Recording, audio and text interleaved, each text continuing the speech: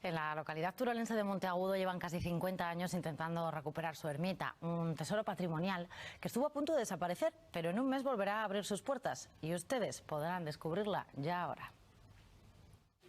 Se levantó en un año y 3 siglos después casi llevan ya medio borrando los destrozos.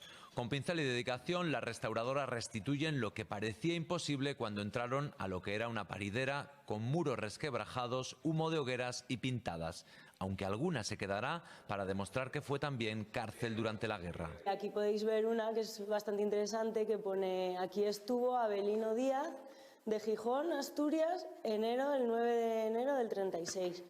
Además del escudo de los Tarín, la familia pudiente que la pagó han ido apareciendo fechas, serpientes, ángeles y alguna ave fénix. Hacemos el dibujo y colocamos el tono de fondo plano y el del dibujo. Y ya sobre esto van pues las luces y sombras de la decoración vegetal. La recuperación del patrimonio físicamente es muy gratificante, pero hay un valor añadido sentimental de orgullo interior que no tiene nombre y que no tiene precio. Y eso es la huella fundamental.